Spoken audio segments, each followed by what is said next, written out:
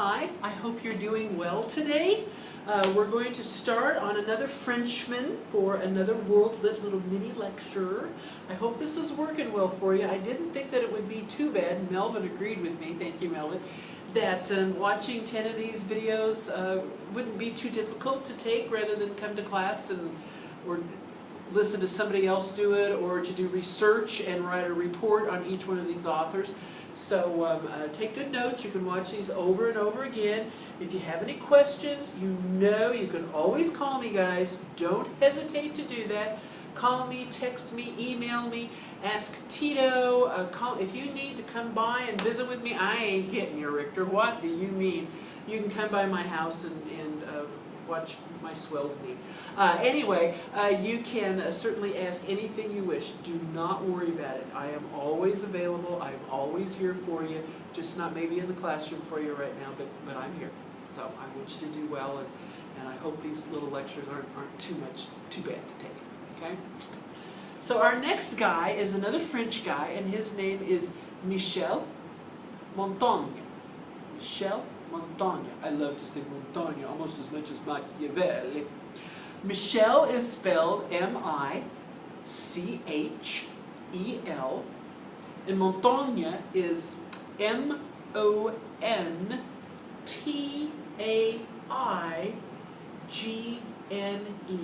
Michel, M-I-C-H-E-L, Montaigne, M-O-N-T-A-I-G-N-E.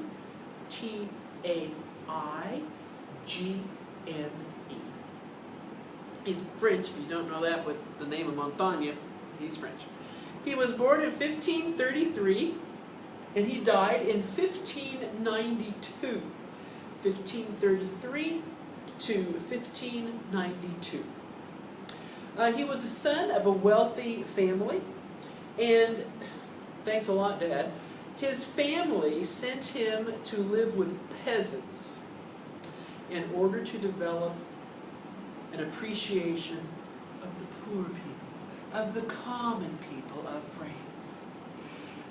While he was living with this poor family on a farm, he worked daily as a farm worker, as a laborer, and he had special tutors who taught him all the things that he should learn as a young man growing up.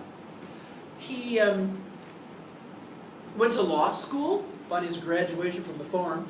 As he grew up, he went to law school. He was a lawyer. He was a member of the French court. He was a legal aide to the King of France. And then eventually Montaigne became a French politician and served in the French Parliament. So people knew him. Okay? He had a reputation. He was well known as a politician, as a legal voice in the country of France. He wrote a lot of letters, wrote billions of letters to people. And what he would do, he would write little notes in the margins of letters that he would receive. I mean, there wasn't Twitter, there wasn't Snapchat, there wasn't email, it wasn't a phone, cell or otherwise. So people wrote letters to communicate, to express ideas, to express opinions. And so he knew a lot of important people, and a lot of important people knew him. And so they'd write letters back and forth to one another to discuss points. You know, distant, you can't meet in the middle to talk or have coffee. So he wrote a lot of letters, and whenever he would get a letter from somebody, he'd make little notes on what people thought and what he thought in reaction to reading a letter. And these little marginalia notes and the corners would lead him to expand on these ideas that he had that would be sparked by reading somebody else's letter to him. And he would expand on that, and write a little more, and write a little more, and lo and behold, he invented the essay. Thanks a lot. I have graded more essays probably than he ever wrote.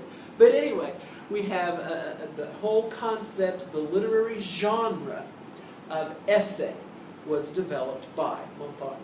So that's how come we got to study him, because he's pretty important to the study of English, I guess.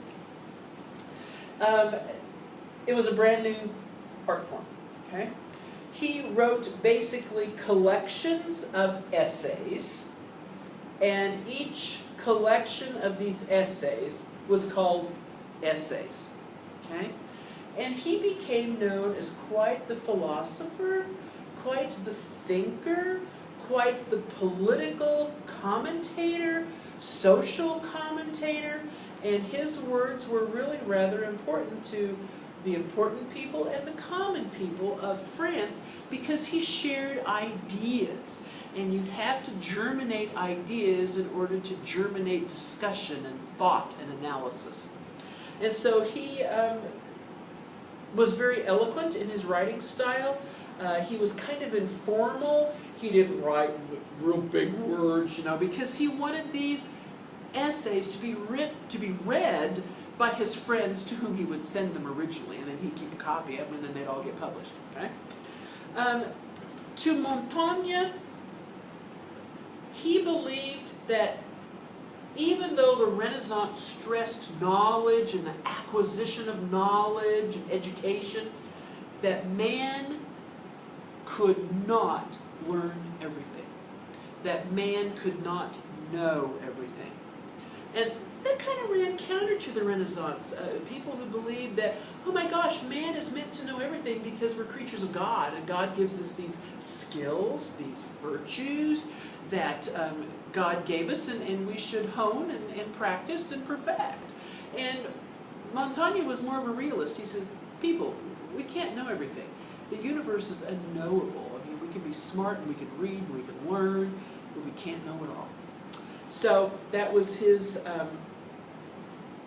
basis of thought. He even said that we really don't know God.